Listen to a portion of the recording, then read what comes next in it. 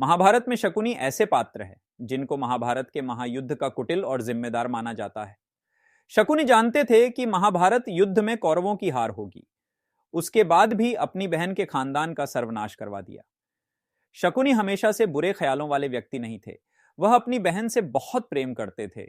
शकुनी कभी नहीं चाहते थे कि उनकी बहन की शादी नेत्रहीन धृतराष्ट्र से हो, लेकिन भीष्म के दबाव की वजह से शकुनी को धृतराष्ट्र से अपनी बहन का विवाह करवाना पड़ा था। तब उसने कुरुवंश से बदला लेने के लिए कुरुवंश के जड़ को खोदना शुरू कर दिया, और जिसकी वजह से दुर्योधन ने कुरुवंश को कुरुक्षेत्र के महारण में उतार दिया।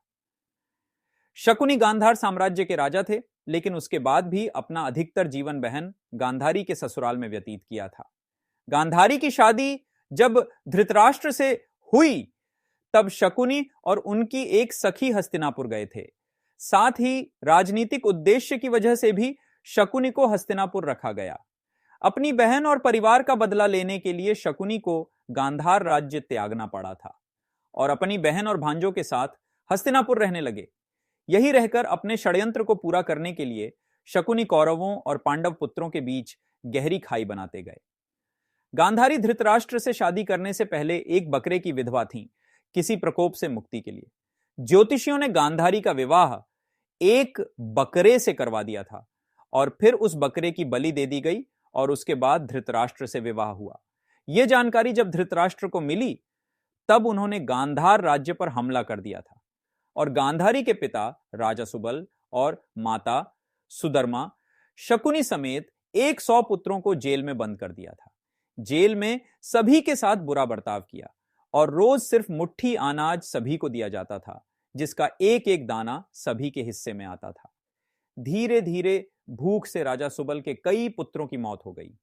राजा सुबल ने कुरुवंश से बदला लेने के लिए अपने पुत्रों में से बुद्धिमान और चतुर शकुनी को बचाने का फैसला किया और उसको प्रतिशोध के लिए तैयार किया। सभी लोग अपना अपना भोजन शकुनी को देने लगे और शकुनी ने अपनी आंखों के सामने अपने परिवार का अंत होते देखा था। मृत्यु से पहले राजा सुबल ने धृतराष्ट्र से शकुनी को छोड़ने की विनती की, जिसको धृतराष्ट्र ने मान लिया।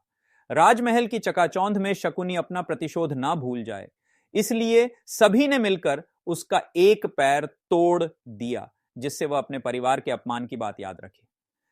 तब से शकुनी लंगड़ाकर चलने लगा। इस तरह की कथा भी शकुनी के संदर्भ में प्रचलित है। शकुनी के पास से उनके पिता राजा सुबल की हड्डी से बने थे।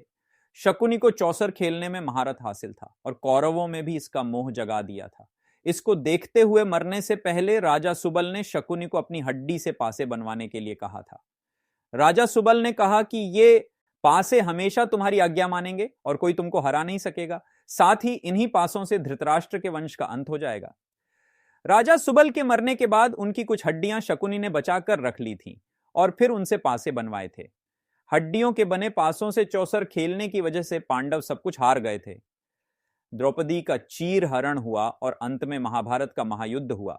महाभारत युद्ध के बाद श्री कृष्ण ने भीम को बुलाया और कहा कि इन पासों से इतना बड़ा नरसंहार हो गया है, इसलिए भविष्य में ऐसा ना हो तो तुम इनको नष्ट कर दो, ताकि किसी को यह पासे ना मिल सकें। अर्जुन उधर से निकल रहे थे और कृष्ण जी की आधी बात सुनकर पासों को लेकर निकल लिए। कुछ दूर जाकर एक बड़ी नदी में उन पासों को फेंक दिया और कृष्ण जी को बता दिया।